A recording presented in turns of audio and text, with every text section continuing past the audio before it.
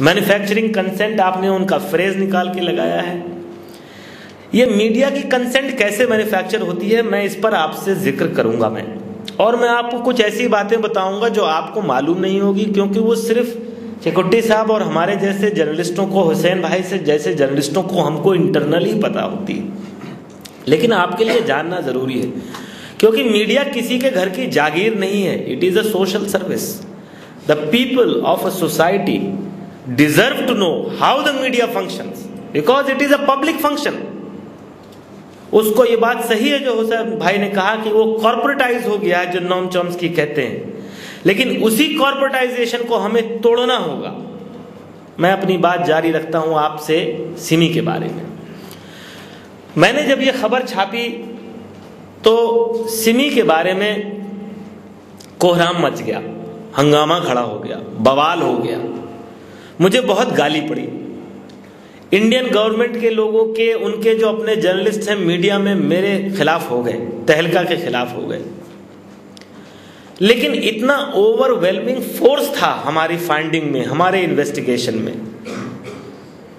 आपको यह मैं बता दूं, क्या गुजरात, मैं नानावती रिपोर्ट के बाद मैं गोधरा होकर आया हूं, उसके पहले मैं अहमदाबाद से कवर किया है मैंने। मैं आपको एक रिपोर्ट बताना चाहता हूं। 26 जुलाई 2008, अभी से 4 महीने पहले, आपको याद होगा, रात को 8 बजे अहमदाबाद में बम धमाके हुए थे। 55 पीपल वर किल्ड, 55 लोग मारे गए थे।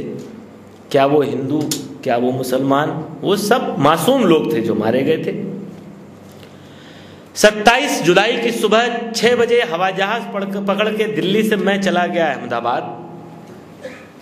27 की शाम को अहमदाबाद पुलिस ने कहा एक उन्होंने आतंकवादी को गिरफ्तार किया, उसका नाम बताया मौलाना अब्दुल हलीम। आप लोग अहले हदीस से वाकिफ हैं। मौलाना अब्दुल हलीम अहले हदीस सेक्ट को बिलोंग करते हैं। मंडे 28 जुलाई को अहमदाबाद के एक मजिस्ट्रेट की कोर्ट में उनको पेश किया गया। आप लोगों को कानून मालूम होगा कि 24 घंटे के अंदर पुलिस को यह जरूरी है कि पुलिस किसी भी गिरफ्तार हुए आदमी को मजिस्ट्रेट के सामने पेश करे। सारे टीवी चैनल संडे रात, यानी धमाके हुए थे सैटरडे रात को 26 जुलाई को, सारे टीवी चैनल ने संडे रात को 27 जुलाई की रात को यह दिखाया कि अब्दुल हलीम मास्टरमाइंड अरेस्टेड। अभी देखिए, mastermind is an English word. Mastermind का मतलब एक ही हो सकता है मास्टरमाइंड, लेकिन हमारे इंडिया में हर 10 दिन पर मास्टरमाइंड आता है, एक नया मास्टरमाइंड आ जाता है।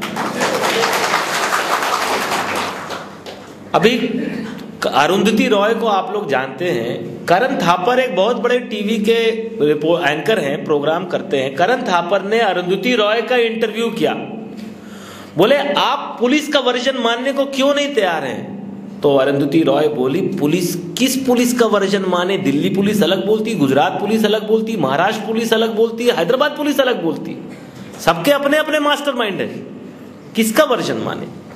Abdul haleem was the first mastermind of the Ahmedabad blasts of 26 July 2008। अगले दिन मंडे 28 जुलाई को उसको मजिस्ट्रेट की कोर्ट में प्रेजेंट किया और पुलिस ने, अहमदाबाद पुलिस ने यह कहा कि इस आदमी की हमको 4 साल से तलाश थी, ये फरार था 4 साल से। सारे मीडिया ने ये लिखा, सारे अखबार ने लिखा। आपको मैं बोलता हूं, आप अखबार उठा के देख लीजिए।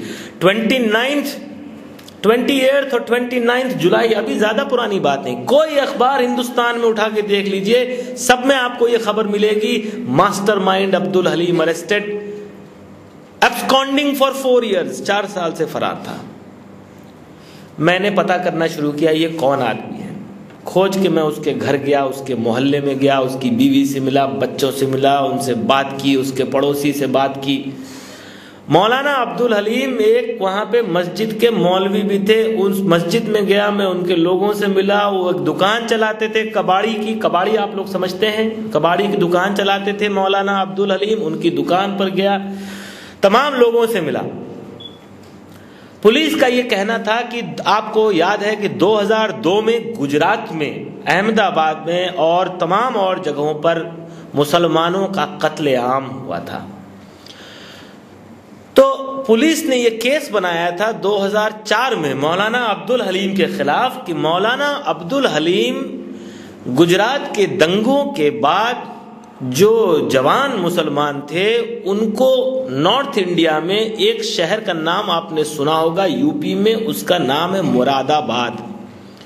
तो उनके ऊपर एक केस बनाया कि मुरादाबाद में जवान मुसलमान लड़कों को वो आतंकवाद की ट्रेनिंग के लिए भेजना चाहते थे और पुलिस ने जब उन पर केस बनाया तो वो फरार हो गए। पिछले 4 साल से वो फरार थे।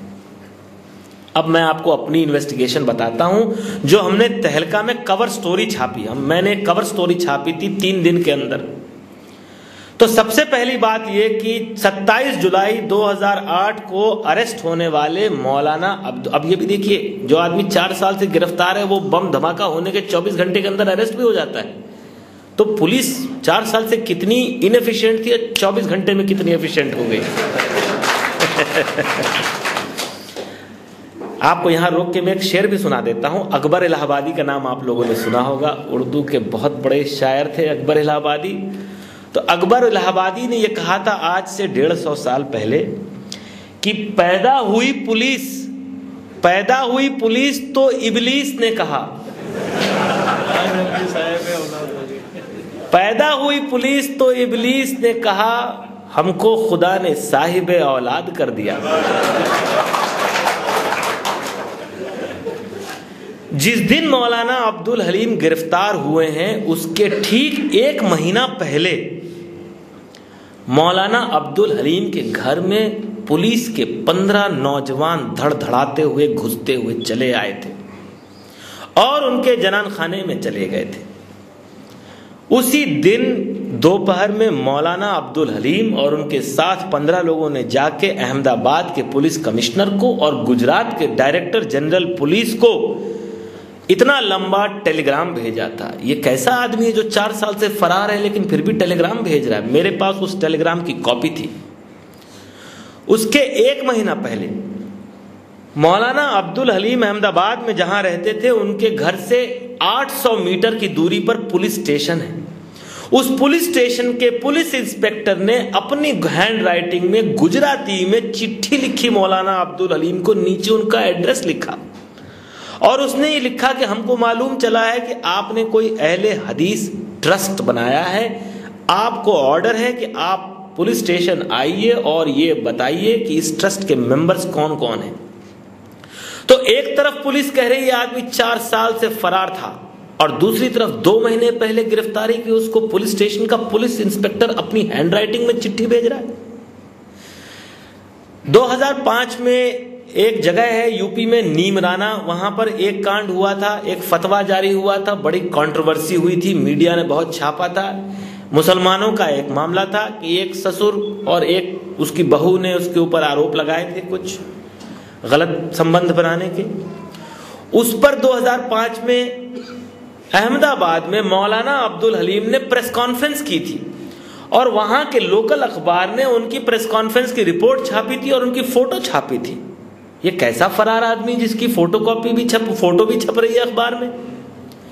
दिसंबर 2006 में अहमदाबाद ट्रांसपोर्ट डिपार्टमेंट ने मौलाना अब्दुल हलीम के ड्राइविंग लाइसेंस को रिन्यू किया।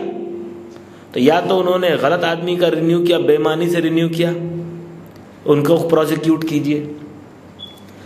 लिहाजा यह हुआ कि मौलाना अब्दुल हलीम का नाम अब मास्टरमाइंड में नहीं आता है। यह खबर हमने तहलका ने छापी। यह अफसोस की बात है कि मौलाना अब्दुल हलीम अभी भी जेल में हैं और मुकदमा मुझे लगता है उन पर लंबा चलेगा। लेकिन मीडिया में किसी ने यह सवाल उठाया तक नहीं, आज भी नहीं उठाया, तहलका की खबर छपने के बाद भी नहीं उठाया।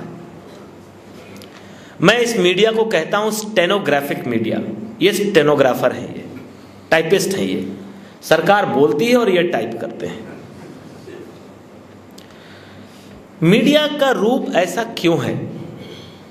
देखिए, सिमी की बात मैं आपसे कर रहा था।